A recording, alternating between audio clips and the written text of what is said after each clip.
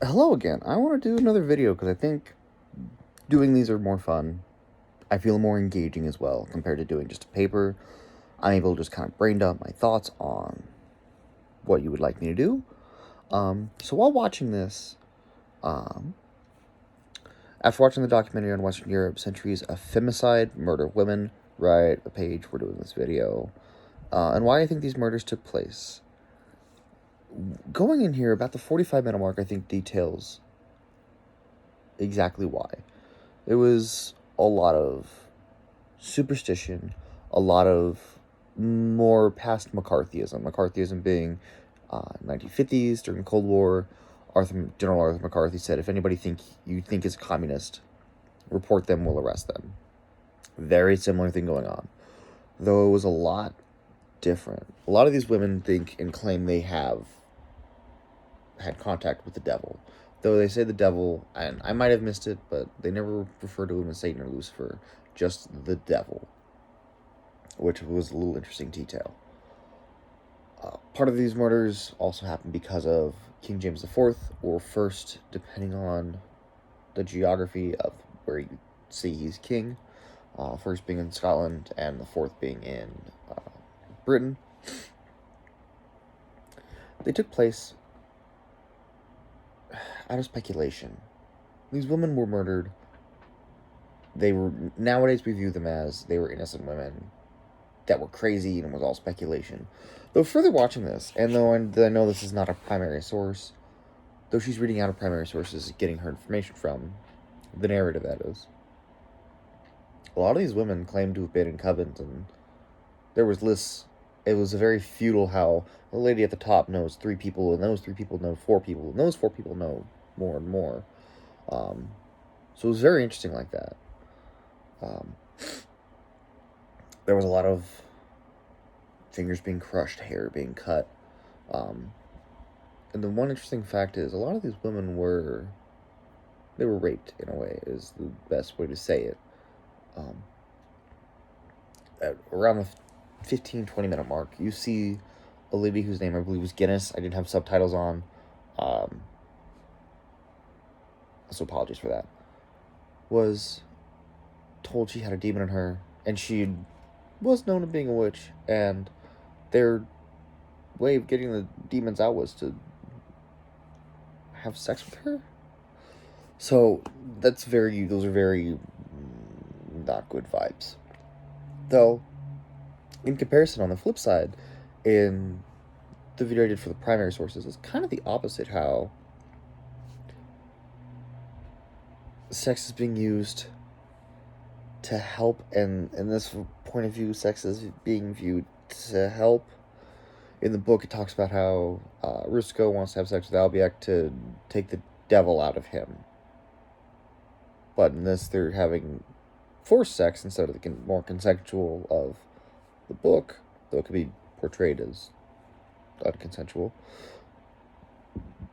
which it honestly probably could have been. Anyways, in this documentary, it was very much this woman was being raped and somebody was watching to make sure it happened, but it was done very much under force under the law, where a man was interrogating this lady, was all roped up, burns on her. She was all sorts of just cut, bruised, beaten, and then when she wouldn't give out names, she was raped. In short, that is what happened. I know it, again, is an uncomfortable topic to talk about in an educational standpoint, but that's just what happened. There's no way to put it plainly. That's what happened. And then there was all these trials. These again, about the 45-minute mark, you saw, and I forget the name of the hunter. Somebody was given approval to go hunt witches. It was a kind of a state ordinance. It was stamped and sealed and signed, saying if you find a witch, or you find somebody who's found accused of being a witch, you have the right to now go kill them. That's very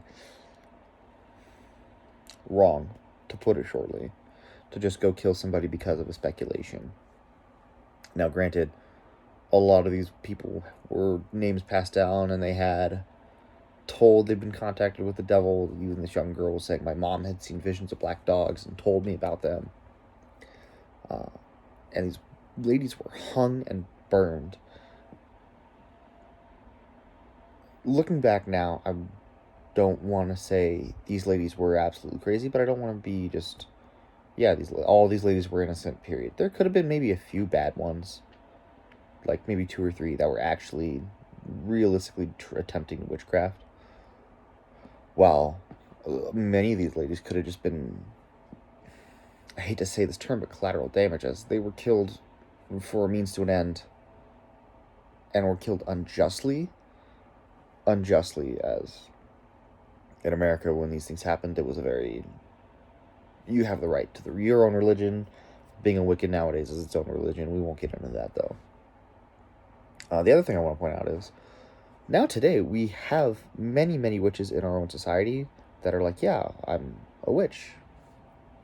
Okay. It doesn't entitle a certain religion or deity all overall, but one by one, they can each believe their own thing. Me personally, in my life, my tattoo artist is a witch, which is cool. I don't care. Many of these people cared, as it doesn't affect me. It's not a big deal.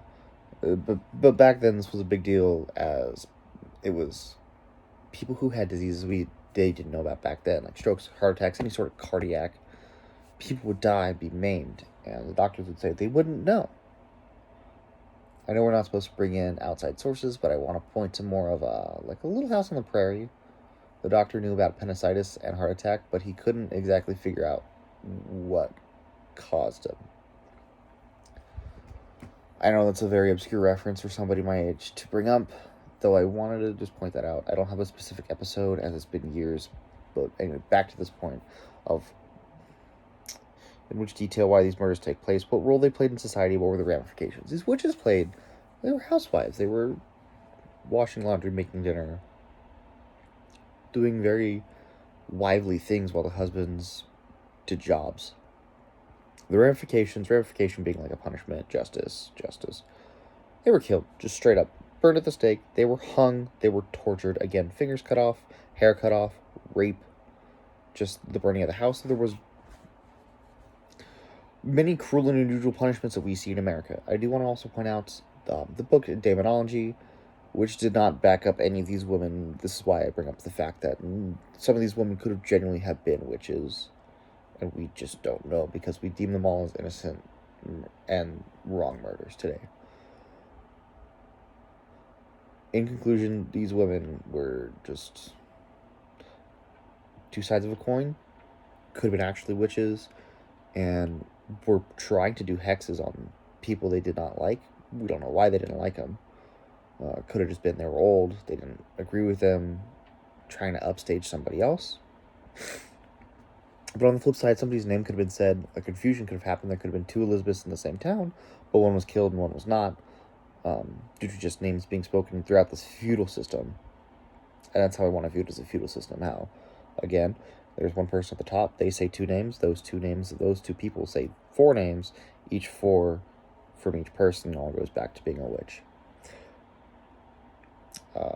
I am not 100% sure how I want to end this, but this was a weird and very, it was disclaimed in the beginning, it was a very brutal piece of history to watch. Granted, there's been worse things in history that we've seen, such as the Holocaust, but this is a very